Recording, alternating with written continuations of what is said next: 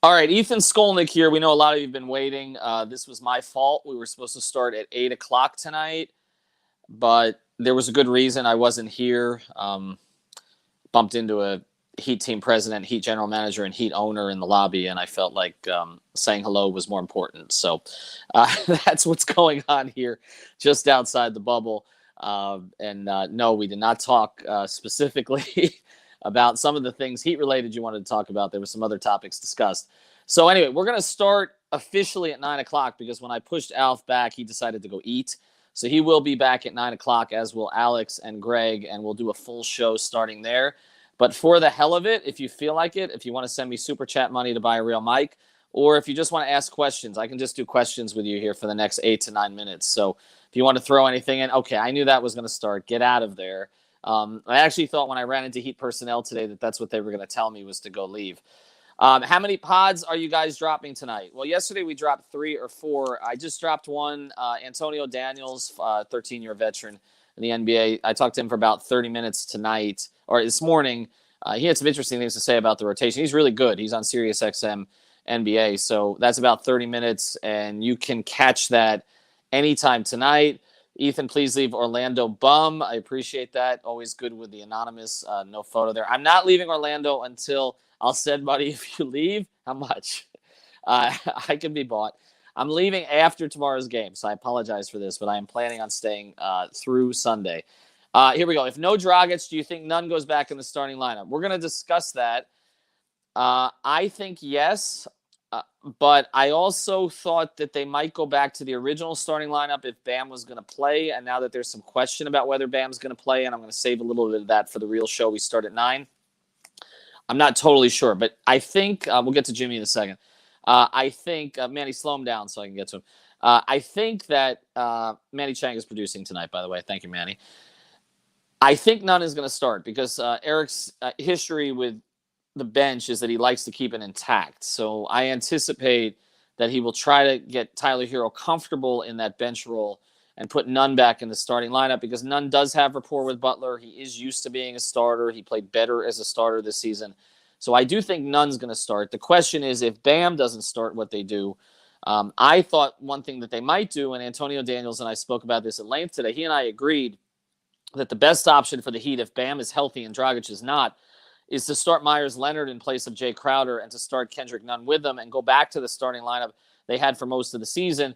Move Crowder back to the bench with Iguodala, Hero, and Olynyk, and you've spread out the rotation back to 9. I guess DJJ or Solomon Hill could get minutes also, but those primary 9 guys, and allow everybody to kind of get comfortable. Greg, we haven't officially started, but we're doing like a pre-show because I've screwed with everybody's schedule today, and plus there's already 3 people who have asked me to leave. Orlando, not the stream, but Orlando. Here we go. Ethan, please leave the bubble. Isn't too late. We can bounce back if you cooperate. Look, I covered every game of the Big 3 era. I just want to be clear on this. Every single game, 2010 through 2014, every playoff game, not every regular season game, although about 75 a year. They won 2 championships and made 4 finals. So I don't know about this, what the Friars Club is saying. Ethan leaves now. We're definitely winning a ring because you won those rings because of me in 2012 and 2013. So I don't know that I'm the problem now. Heat in 6 is still on the schedule. I'm leaving after game 2.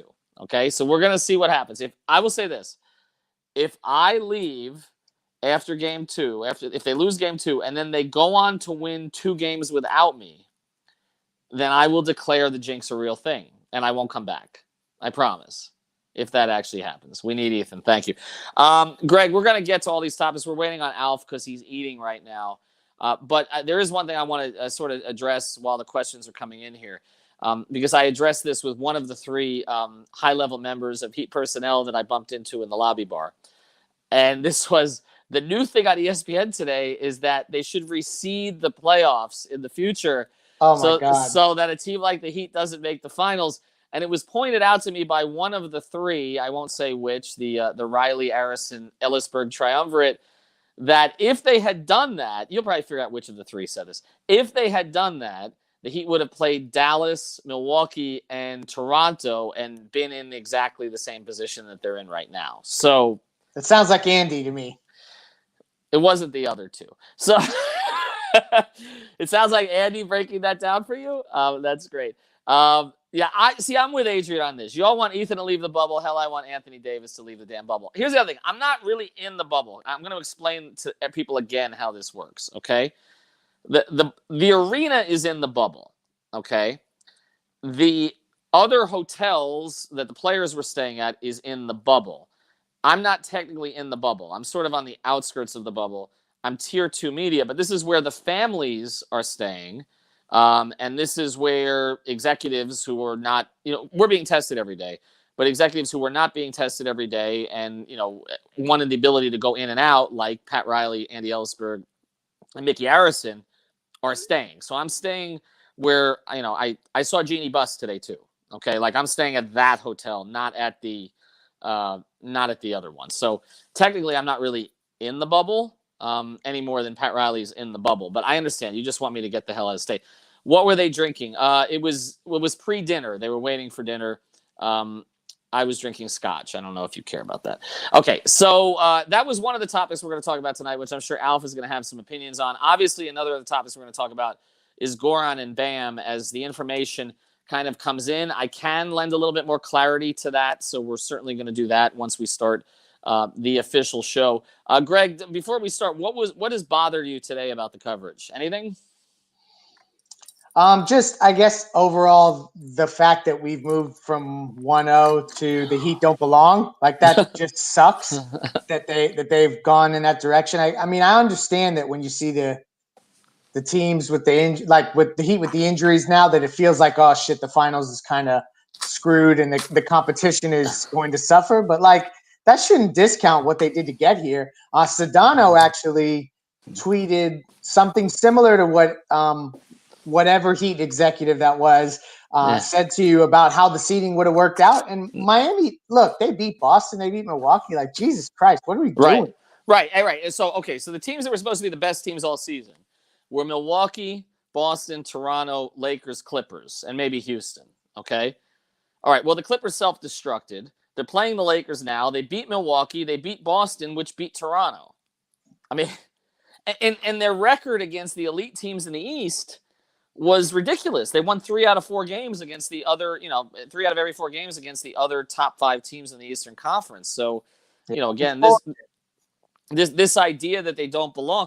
I mean, did they belong at 25-12 in the game? Now, did they look like they belonged at 75-30 in the game? No.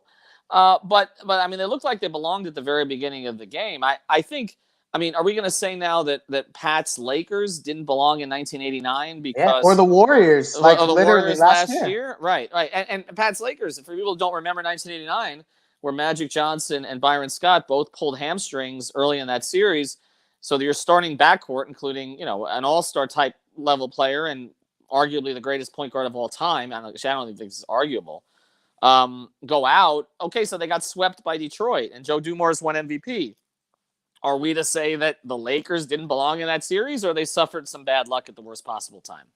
It's incredibly stupid. So, there we go. I mean, and this one too, yeah, the hero CTE block being posted as a highlight was wild. I mean, obviously got fouled on that play, so I don't know. Some of this stuff, man, it's interesting. It's interesting. I mean, I'm not around. People have been asking me all day, like, are you talking to national media members? I haven't really seen. A lot of them are my friends, but I haven't seen them because, again, they're in the bubble. The only national media guy who is not in the bubble, and he's been here the entire time, I feel sorry for him. He's been here for 3 months. He's bored out of his mind. Is Tim Bontemps from ESPN. He came down. He's not in the bubble. He's allowed to come and go, but he's the only one. So, it's just I haven't really seen those guys, but a lot of them have actually picked the Heat. It's not really the writers. It's the TV shock jocks who just want to yap. Hello, Alf. We have not officially started. This is like the pre-show. The pre-show. So all right, we're pre-gaming. Good. I got a drink. I already had 2. So Alex is going to be here any minute, I think. Although I'm not sure if the pre-show. Yeah, what is that? I'm not in my normal studio. Okay. Well, I'm not in my normal studio either, but that's you fine. Have an excuse. Yeah, I do. That's true. So anyway, we were bouncing around this one topic, but you know what? I want to save it for you, for Alf, for the show, because I think you'll have definitive opinions about this. How was the Medieval Times show, Ethan? I've not gotten to Medieval Times. I will say I've got all day to kill tomorrow. I really do, because there's nothing to do here until I leave for the game at 7:00. So I mean, I might hit a park tomorrow. We'll see. Yeah. How about you take 15, 20 minutes and untangle your headphones? No, that's actually Manny, come on, show him your headphones, Manny. No, that's not how you untangle them. I mean, they're open. Look, they're open. Look. Oh my God, Manny! Look at that! Look at Wow. that! Look at that! Look at that! Did Manny throw himself in the dryer with his headphones on? Look at that! That's unmanageability right there. I'm telling you, like this, it increases my anxiety so badly. Like I couldn't even imagine putting on headphones. I put my headphones in to go to sleep, not these big ones, but like the smaller earbuds. And like literally, I like roll them up in a spool right before I go to sleep and put them on the side of the bed. Every time, my normal ones are in a spool at my house on my desk, and like even then, I still like take them out and I make sure like I'm like Alf, I don't really care about that. What the hell's going on with your lighting? Like what is that? I'm not in my normal Yeah, setup. but it looked like somebody just turned on the lights and then the lights just went off again. I have no idea. Like it's like it's trying to adjust. It's trying to adjust to the light. I have no idea. I don't know what that's about. Sorry, here's the question, because we haven't really officially started. It's 9 p.m. Should we wait on Alex or should we not wait on Alex? I mean, listen, I came in here earlier because I thought we were doing 8 o'clock. Well, I'm sorry. I was having drinks with Pat, Andy, and Mickey. I apologize. Oh, wow. Look at that. Humble brag. I couldn't hear you over those names you were dropping. I mean, I'm sorry. I mean, it was my choices were Pat, Andy, and Mickey, or Greg, Alf, and Alex. I mean, I don't know. You made the right call. I think I made the right choice. And then their wives showed up, and there was no time for me anymore, which is how it works with wives. But that's the whole deal. Anyway. And they made the right choice, by the way. Well, they did. Well, no one ever makes the right choice when they get married. But anyway, let's. Sorry, Leif. We're trying to keep Alex from the whole experience. That's what we're trying to do. Yeah, I'm just trying to. I just want everybody to. I'm warning everybody about marriage as much as I can. That's right. Well, I'm warning everybody. Don't put that hate on me now. What is with your lights? I don't even know. Jeez. I don't know. I gotta see hold on. All right, because we're gonna start with lights going. We're gonna. I did drop something. All right, so we'll wait till he comes back, and then we'll go with Alex if Alex actually shows up. All right, because we actually are gonna put this on the pod feed, but we're gonna put it on once we actually start. Yes, they do wear the rings. Do we always have a big ass American flag behind us on this broadcast? Well, it's part of the kind of, because it's part of the background of the whole thing. I mean, never noticed it. Yeah.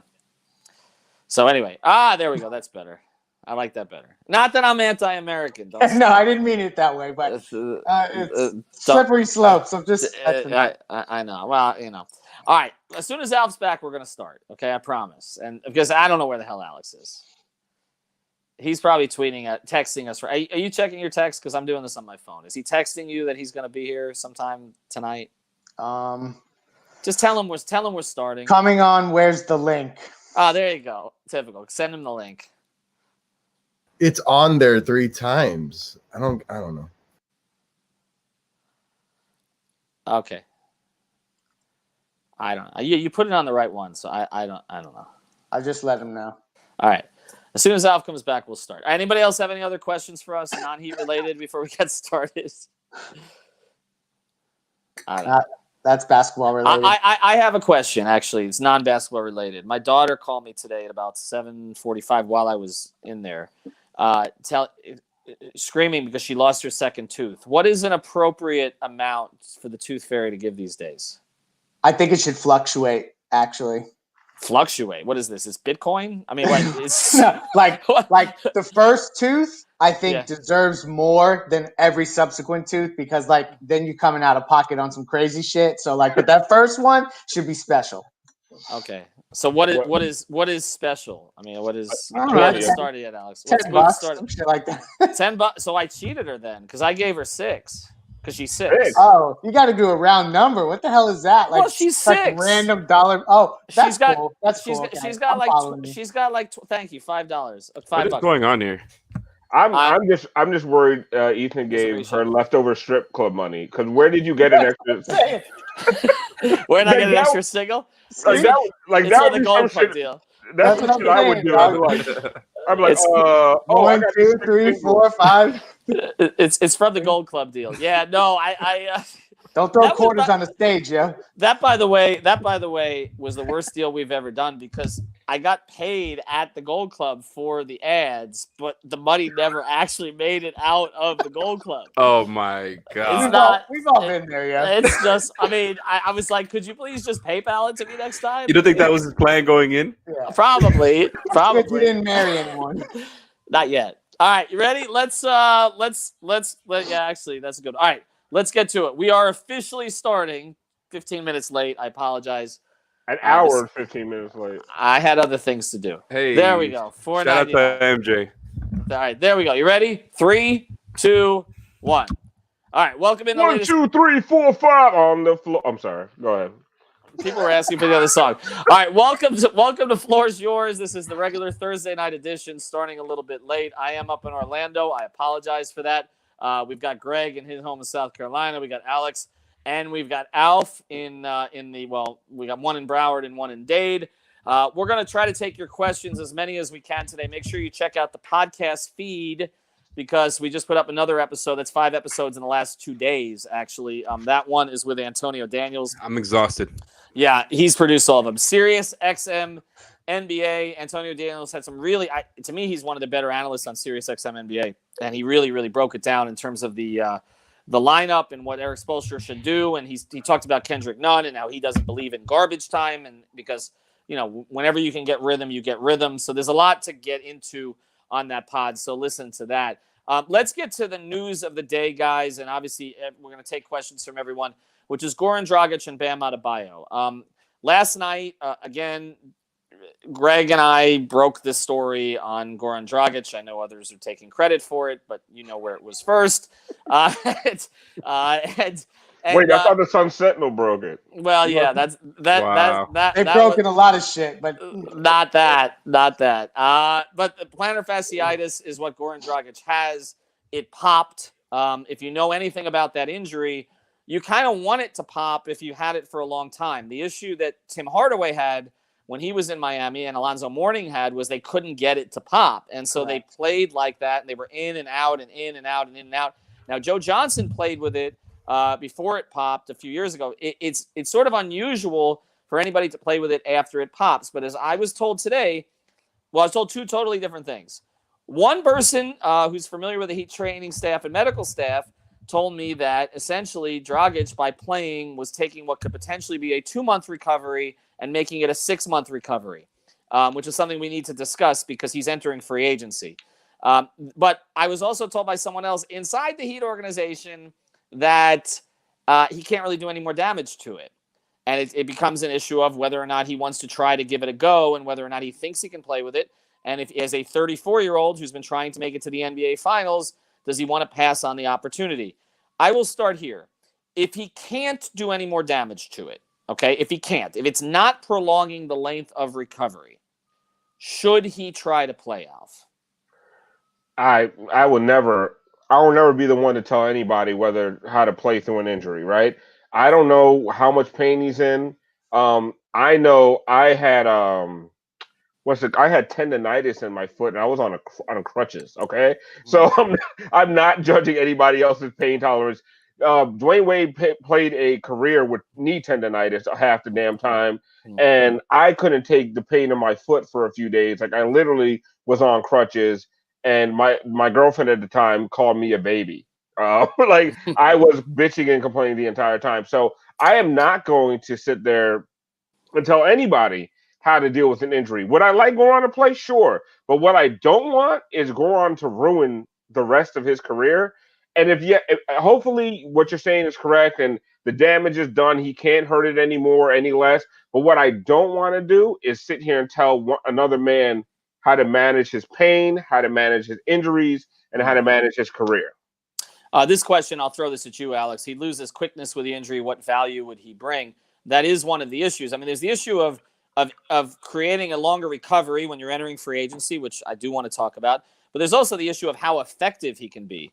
And I remember you and I had Stan Van Gundy on the pod about 3 weeks ago. We talked about Jameer Nelson coming back in the finals after Rafer Alston had played well. Yep. And Jameer hurt them when he played. Now, part of them was they had a rhythm with Rafer. They lost that series because of Jameer Nelson. Probably so. Now, it's a little different because they've had a rhythm with Goran. They had a rhythm in that case with Rafer.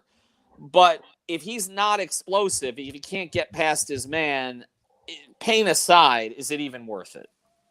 I mean, I'm not sure. That's honestly something that the Heat are going to have to evaluate. I know it's a cop-out, but it's just like, obviously you want him out there, right? We're in the NBA Finals. We know that he wants to be out there, and we knew that was going to be the case, right? Like, of course, I would like to see him out there, but it's like what Jimmy Butler was saying earlier today in the media availability. It's like it's not about that. It's about kind of preserving him. And if you're talking about that much of a difference in recovery, like I do not blame him. Like we're talking about free agency coming up right after this. We, like you said before, we don't really know if the Heat are going to offer him that. Like we do all assume that they're going to offer him the 1-year contract. So like I think it's in his right. Like you were tweeting earlier, it's in his right to kind of not play. It seems like he does want to play, but if he's not quick. Yeah. It's just going to be tough, man. Like he's just going to be a jump shooter out there, which obviously they could still use. And Goran is better than not. I mean, having Goran is better than not having him. It's just a really tough situation, man. It really kind of does feel similar to the Bosch shit in terms of, excuse me for cursing, in terms of, the team being on the opposite side of him as far as the player wanting to play and the team being conservative. Yeah. And this one just came in this point. Just take it easy, sign the 3-year deal. Here's the thing. They're not planning on giving him a 3-year deal. No. They're planning on giving him a 1 with a wink, perhaps, for 2 after that. But they're not planning on giving him a 3-year deal. Now, Greg, let's get into the long-term significance of this. Well, right? I'm going to say one thing I will say is that if it does, like you said, if it goes from a 2-month to a 6-month recovery, the position he's in now with the organization he's in, that is a gamble that he can take and still know he's going to be taken care of. Like if you're the kind of guy who's going into free agency, not knowing where you're going to go next, or not sure if the team you're with is going to have your back, is a much harder decision. But if he goes out there and gives his all, and and it takes 6 months for him to get back, and he's not back into the middle of the next season, it doesn't change whatever the Heat are going to do for him financially. They're probably not going to play for 6 months.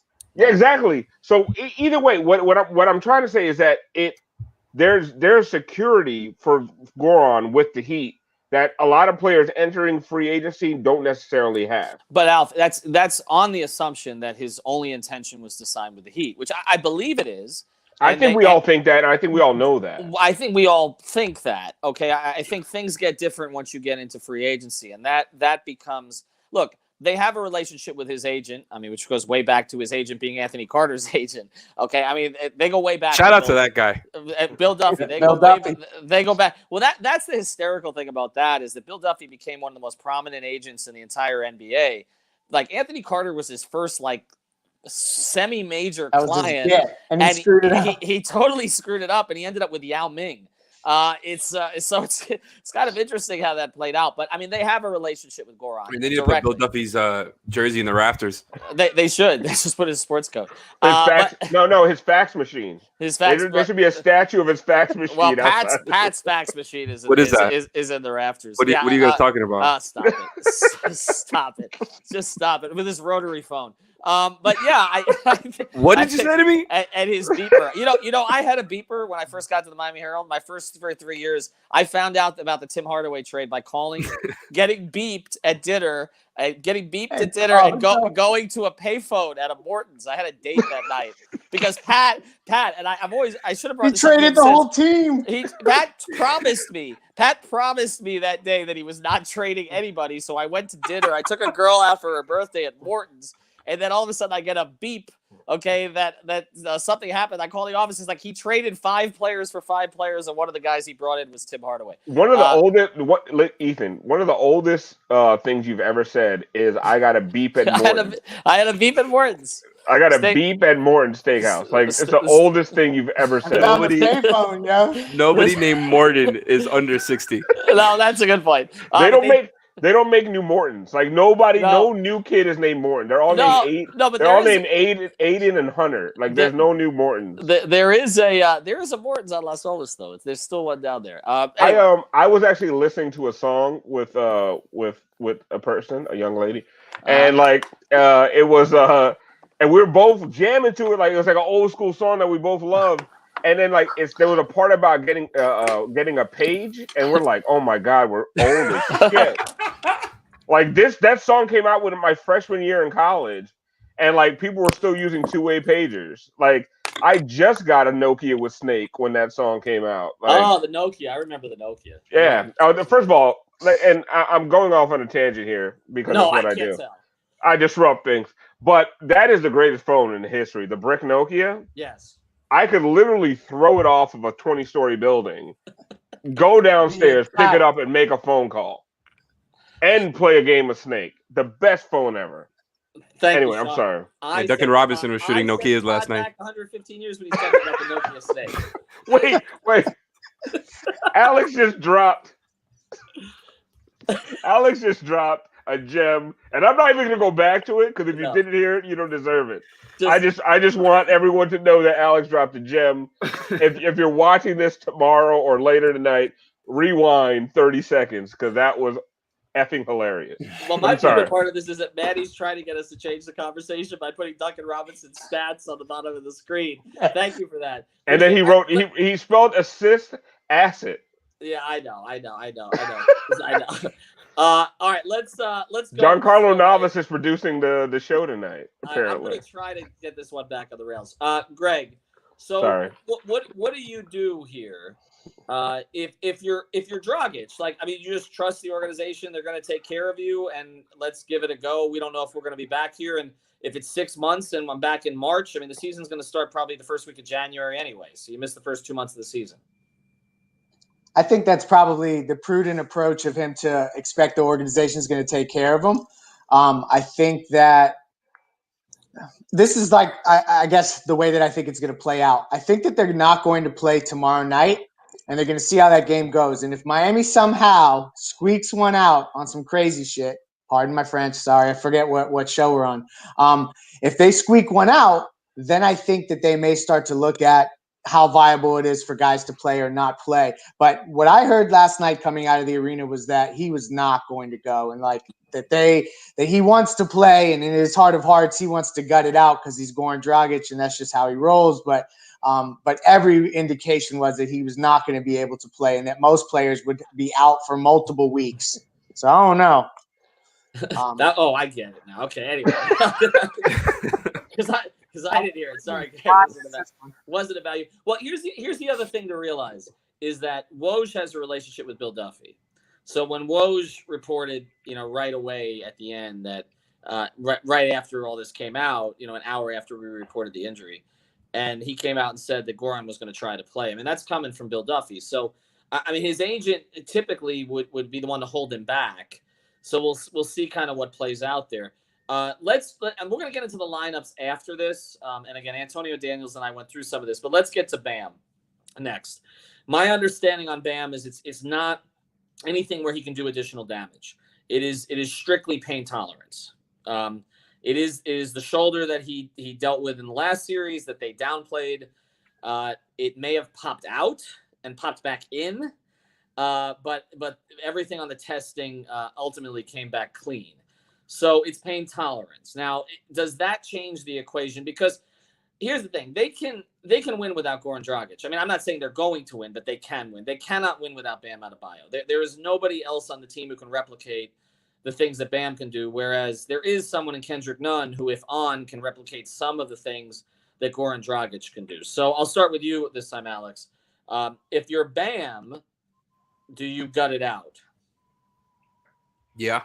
And that's obviously an easy thing for me to say. I'm going to go and say the same thing that I was saying earlier. I'm not going to judge anybody's pain tolerance. Bam was playing a big-ass team last night. I'm sure it hurt, when he fell down like that. And I'm sure it hurt to get that foul call that kind of ruined the game early on. But no, of course you want to see him out there. I mean, without Bam, they're as good as done. I'm all out of guts. Like, I'm sorry. I'm already getting there, but without Bam, it's like I picked him to be final MVP if they won, and I really do stick by it. Like, I think he is the most important player on the team at this point. For as far as counting all his responsibilities, you cannot be without him. It's up to him at this point, obviously, but oof, man, I don't know what to say. Yeah, I mean, he's gonna have to come in. If he plays, he's gonna have to come in and play this big ass team again. Like, it's, oh my god, it's just not a great situation. That's why I want to talk about the lineup. But Greg, what is your thought process on whether or not he plays? I don't think he's going to play in Game 3. I don't know what will happen down the road. I think. Wait, Game 2 or Game 3? Sorry, Game 2. I misspoke. Damn, Greg already chalked up a loss. Damn. No, I chalked up a win. What you talking about? So I don't think he's going to play tomorrow night. Down the line, who knows? I think they should be really damn careful. I think that it's important to recognize, and I know that everyone's not going to be popular about this, and I'm, Mr. Win now, no tanking culture. This is like your franchise centerpiece, and you are a couple years, at least a year ahead of schedule with all this. So I think you got to be damn careful and sure that he can't re-injure himself or put himself in any kind of position that compromises anything go forward. He's on a rookie deal. You're expecting him to work in tandem with you about when his extension would be triggered in order to provide max flexibility in 2021. So you better do right by him. So if he wants to play, all good. If not, leave his ass alone. Yeah, don't push him. And I just saw a comment that said Chris Silva, and that really made me sad. Like, I don't want to talk about Chris Silva. There's Kyle Alexander. Listen, they're not going to push Bam, right? I don't think that. First of all, the Heat usually actually err on the side of caution, which is sometimes when they have a beef with a guy who doesn't want to play. It's really like, I mean, because there's guys that want to play. A lot of times they won't let them play. So when they think a guy can play and he doesn't, I'm not naming names, but it's like that's always gives you a little bit of pause. Like, that seems a little bit funny to me. But if Bam wants, I didn't say it. I said it. Okay. I want to address this Laker fan in the comments that's like calling me a bandwagon because I used to be a Laker fan before the Heat fucking existed. I am older than the Miami Heat, you idiots. Like, I can tell you're not from Miami. Every Miami fan before the Heat was a Lakers fan, right? I couldn't be a Heat fan in 1986, you dumbass. Anyway, anyway, and I think I blocked him and kicked him out of the damn chat yesterday. And that's probably why he's mad. Anyway, if anybody wants to go back and watch a post-game stream, we went for 2 hours last night. I don't remember the last 90 minutes of that. How did you do that? But honestly, it was because people kept saying, guys, don't stop. We need this. We were making everyone laugh. And everyone was having a good time. They're like, you guys are making me forget about the game. I was just telling high school stories and drunk shit. But anyway, yes. Oh, man. And I was also saying, don't let your balls look like Tony Brothers or Alex Caruso.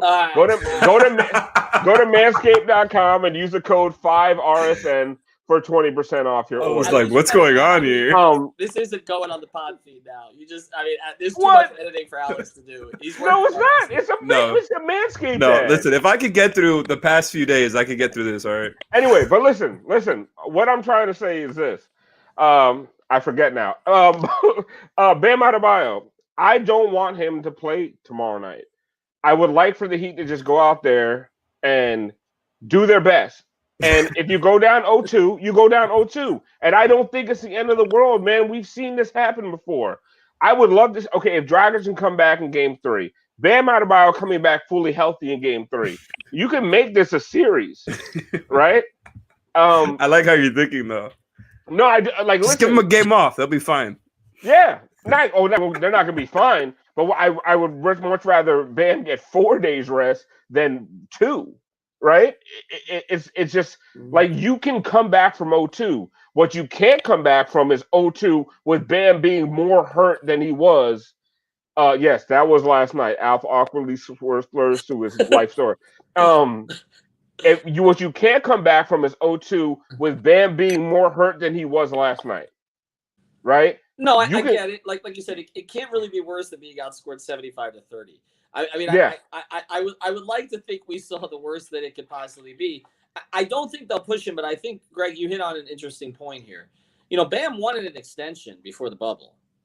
And, you know, or there was reports about that, right? And then it just kind of went away. And then it was just like, okay, he'll get with the program, right, for 2021 and wait on the extension. This is one of the reasons guys want extensions. They want the extension so that the money's locked up in case a situation like this happens. And you're right. Now, if you push him, they're not going to push him, but they will not go that direction. They will not. I can assure you of that. But the question is, will they hold him back?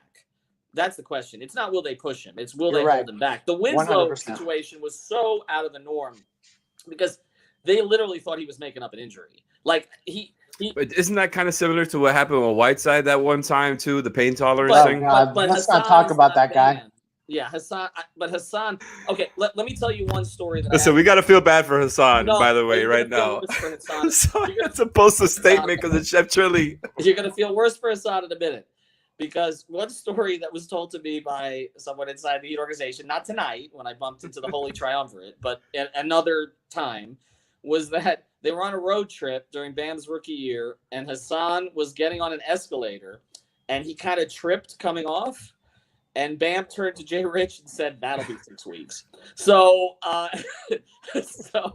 so when I remember that story. yeah, right. So when they drafted Bam, I was told, you know, when security looked into him, they did the research on him. They described him as the anti-Hassan. So they're not going to treat Bam the way they treated Hassan. I mean, or the way that they came around to treating Justice, because Justice went to go for a second opinion, and the doctor told him, "We don't see what you're saying," and he got angry at the doctor. Okay, and so.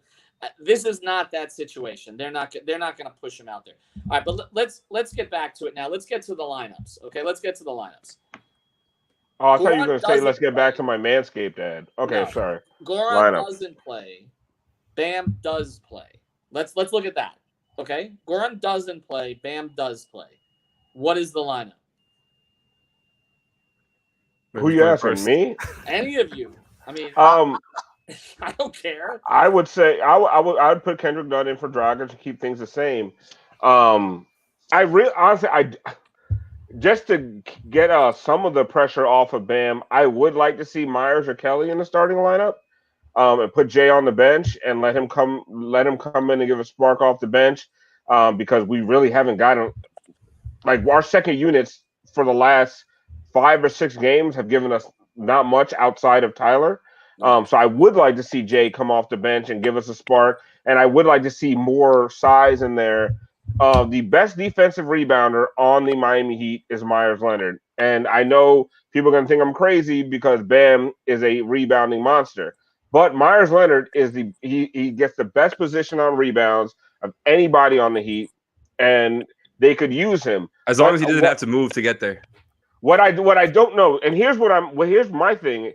I don't know if Myers is healthy, because the Myers Leonard we saw after injury in the bubble is not the Myers Leonard that was super active. Even when he couldn't get to the right spot, he was moving. Yeah, that guy looked. I said he looked like he was wearing cement Reeboks out there since the bubble started. He does not look the same. They know if Myers is healthy. If Myers or Kelly can play, honestly, I'd rather see Kelly. But if Myers can play, I would like to see them out there. Give them a little bit more size if Bam is out there. You know what? Go ahead. I've had a couple different takes on this. Initially, last night to you guys, I said that they should insert Hero because I felt like this is like the perfect moment to get Tyler Hero in the starting lineup, and then keep him there going forward for the rest of eternity. Then I thought about it more, and I came around to this Kendrick Nunn idea. Now I'm kind of putting that on the shelf too, and I think they should actually go with no small player and have Jimmy, Duncan, Jay. If Bam were to play Bam and KO, like, I think they should like size up. I know it's crazy, but I really think that they need to think outside of the box with this Goran situation. I don't hate that, Greg. I don't hate that at all. I don't. Alex, this comment that comes in from Sean Rochester is kind of what Antonio Daniels said to me, which is you basically have Myers mirror Dwight's minutes. Yep.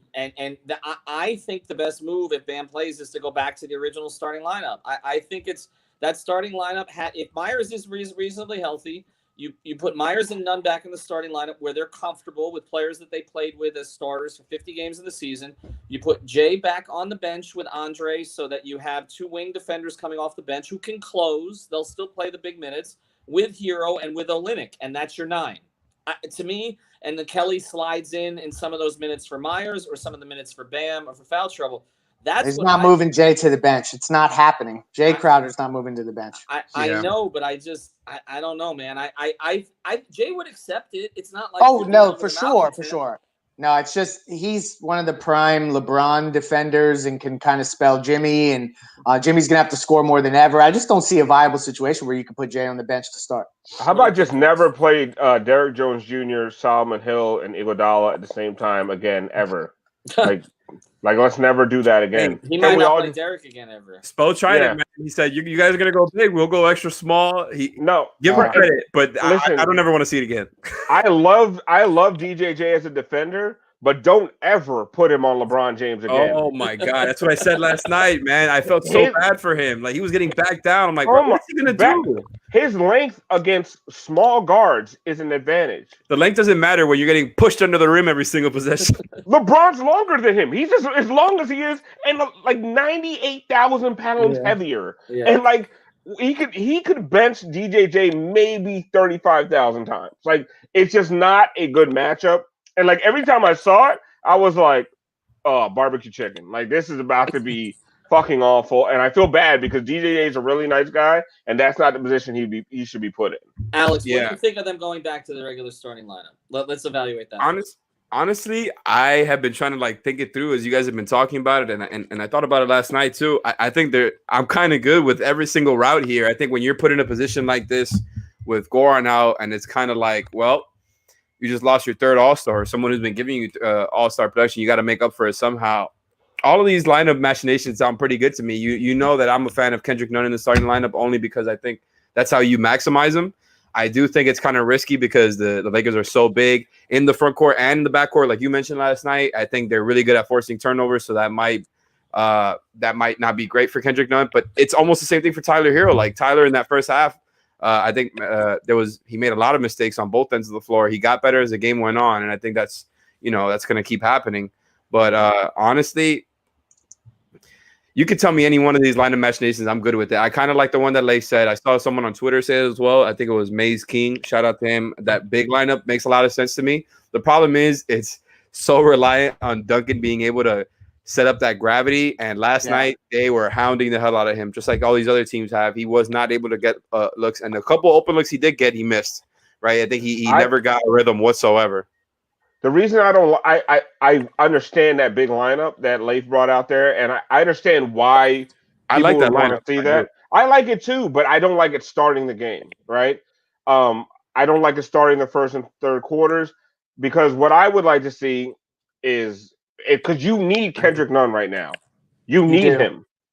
And the way to instill confidence in him right now, because with Kendrick, it's a confidence issue. He is getting to the same spots he has gotten into all regular season, and he's been missing. And then yesterday it was like, Kendrick, it's not garbage time. It's not, give me a spot 3 minutes. We need you. And you saw what Kendrick delivered. I mean, defensively, he still wasn't great, but he wasn't bad like he's been a lot of times. It was Kendrick, we need you. You watch what Goran Dragic has given us for an entire playoff run. Kendrick, we need you to do that. Mm-hmm. And he went out there and he did that. And so to me, and I know a lot of this is because I've seen a lot of fucking VORP and PDQ and BHS and PDQ bullshitness. Is a chicken place. It's not. It's not a basketball. I'm sorry, Jack Alfonso made that one up. But I like that you turned it into a stat, even knowing that it was a bit. I love saying it. I just think it's funny because there's people. There's going to be people like PDQ. They're going to Google it, and it'll probably be dipping sauce. Net culture rating. Yeah. Honestly, the only thing that matters is AET, outside test, and outside test says that Kendrick Nunn with confidence is the only chance you have of winning game 2 or game 3. You need to win one of these two, right? I don't like the statement. I don't like where we're at. And maybe Goran can come back in game 4. but like they need him. You No, need 100%. Nunn and Hero to get 20 apiece. You have to have it. Like, there's no other way. They're rookies in the finals versus LeBron and Anthony Davis. This is such Bro, a terrible position. first of all, you guys are right. But that's You what guys you are right. have. This whole That's what you this have. whole That's what you conversation wrote of all Bam, year this whole conversation of Bam playing game 2 is, to me, I didn't want to say anything to Ethan because he sends me money through PayPal.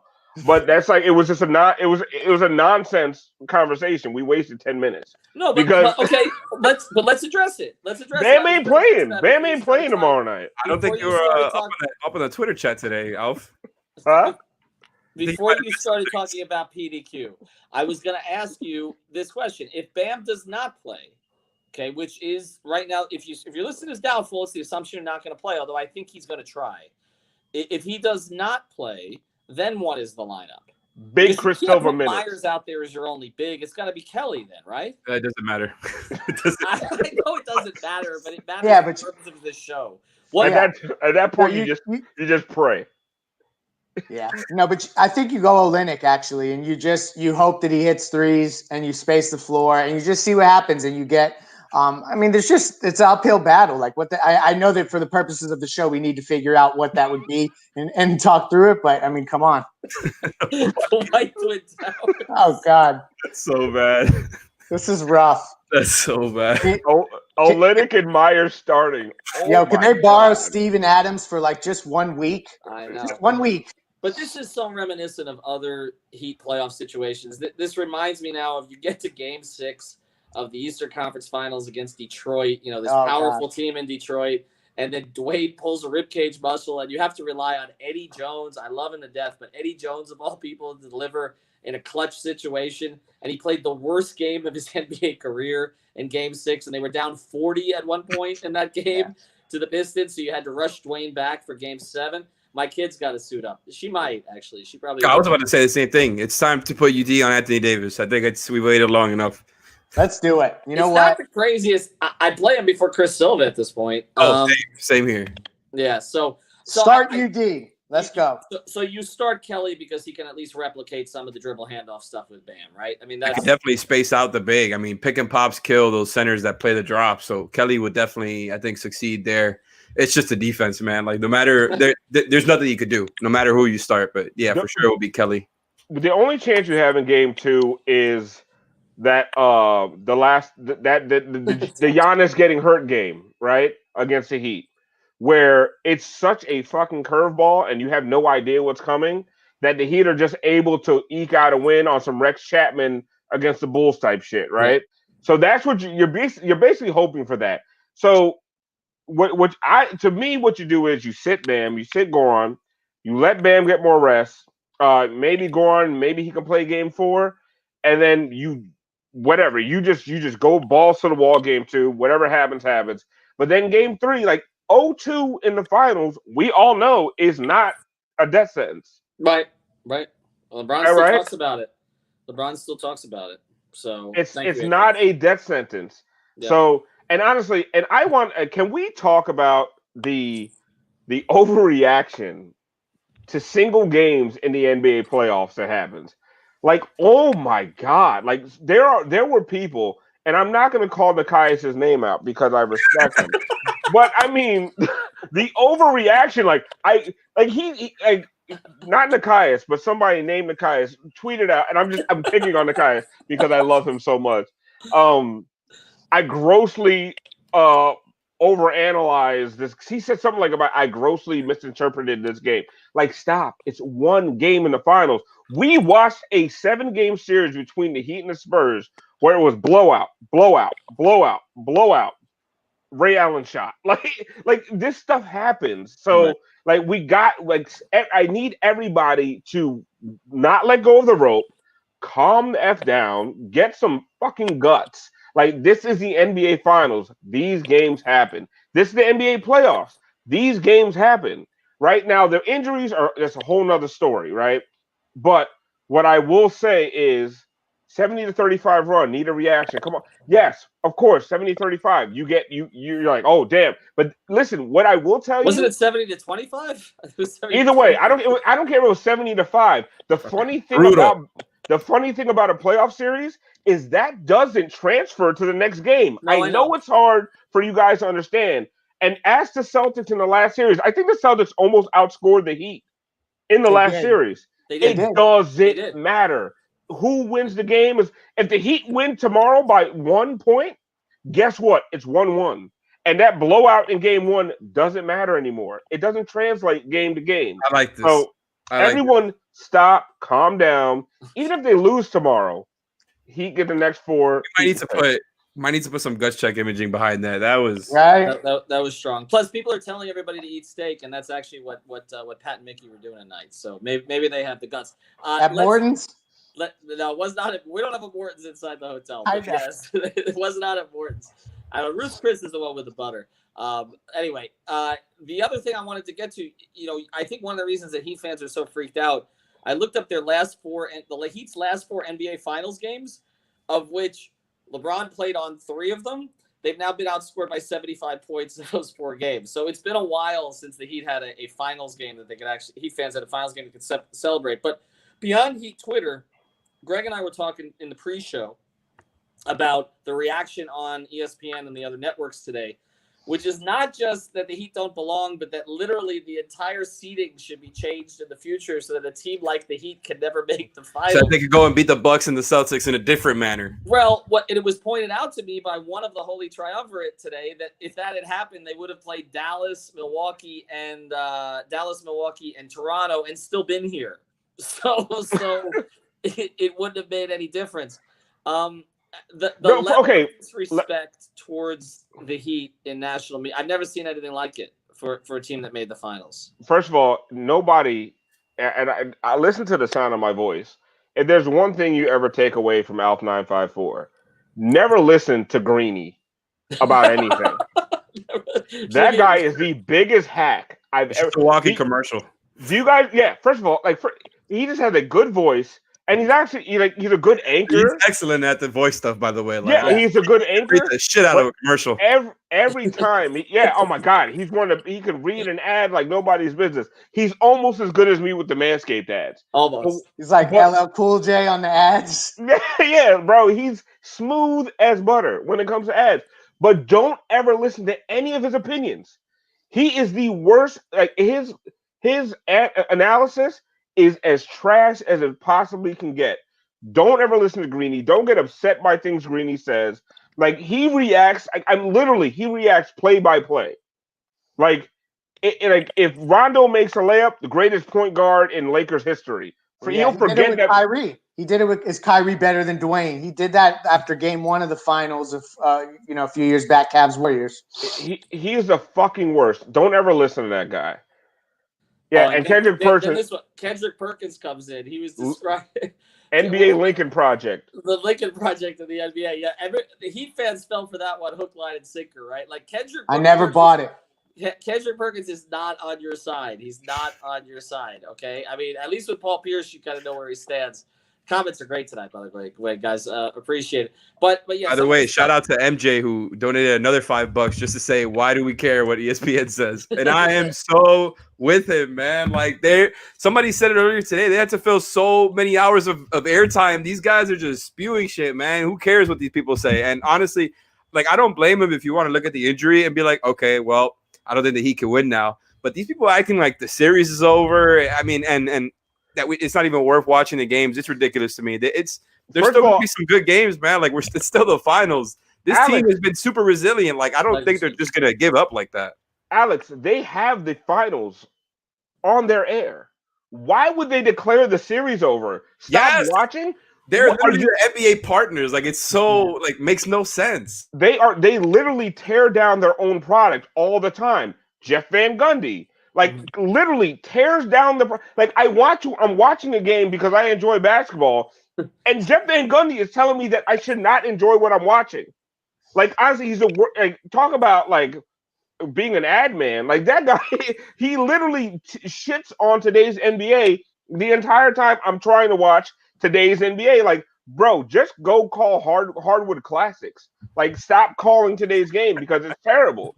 Give me Doris Burke and Mark Jones, who actually like today's game. Yeah, one of they got to put on the broadcast? Legler. That's No. what they got to put But they won't put Legler on the broadcast. He's too because smart. instead of putting him at 2 a.m. No, he's too intelligent, and that's and one of the best things about being in the arena last night was I didn't have to listen to the broadcast because it's you can actually watch the basketball because it then always turns into Mark Jackson and Jeff Van Gundy making fun of each other about stupid shit that has absolutely nothing to do with the game. Did you know? And Did then you know that Jeff Van Gundy coached Mark Jackson? I was aware of that. Do you also know that Jeff Van Gundy still cannot pronounce Bam Adebayo's name? That is so disrespectful and ridiculous. Like it's so bad. I hope Zoe kicks him again. Don't they get like packets of like preparation? Like, how could they not pronounce that right, man? Like, I don't understand. They get coached on how to pronounce the name. Like it's funny. Like people tore into Eric Reed for like a game like 6 years ago for where he Giannis? couldn't say Giannis's last name. Poor Eric. First of all, he probably it was probably the first time he's called Giannis, and He's like, really good at that though. He rarely mispronounces his name. never. And that shit went viral. This dumbass Jeff Van Gundy, the guy who Bam Adebayo, who was the MVP of the Eastern Conference Finals, and everyone knows how to say his name, is still calling him Adebayo. Like he's a fucking spice. Like, come on, bro. He's a fucking spice. It's ridiculous. All right, Be a let's, professional. we got 5 minutes left here. 'Cause I want to get back down. Thank you very much, Chris. I want to get if you're gonna keep giving us money, I'll stay. But I kind of Hey, want to just get like down that. to the lobby bar because Zoe was on his. You know how way. many strippers have told me that? Sorry.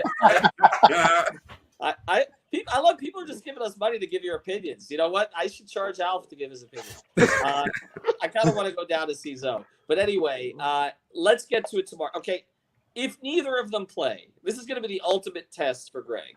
If neither of them play, God. you still have the guts. I think they squeak one. Squeak one. You can't even get through it. Yeah. Now, honestly, this is how if Goran and Bam aren't playing the rest of this run, this is about getting the young players as much finals experience as possible. Like that's how I'm looking at it. And if you squeak out a win, awesome. I want to see Jimmy take over a game. Great.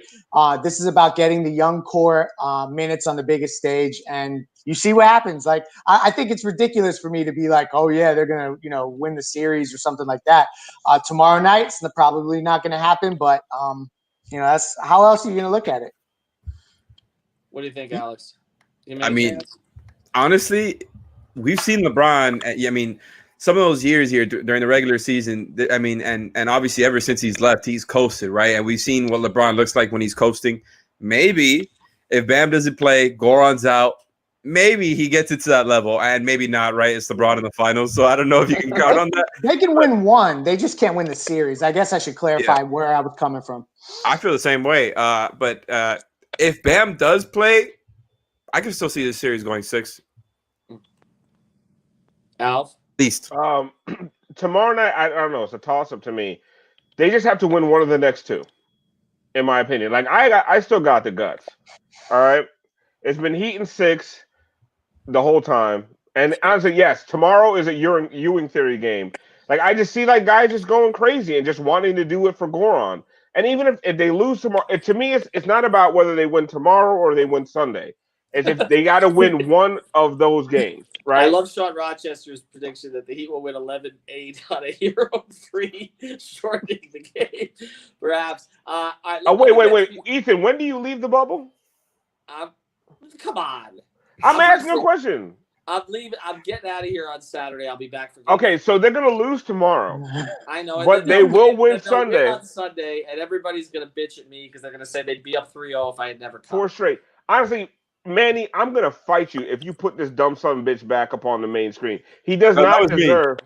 Oh, you did that? Alex, XO guy, that was me. I'm going to fight you if you put that dumb son of a bitch back on the screen. Somebody with IBS, I can confirm. Before we close, okay. I'm sorry. That's what. Before we close, PDQ, can I want to read some Jimmy Butler quotes because this is the only thing that might give you the guts. Okay, I thought this was like a media masterclass today for Jimmy. Of everybody.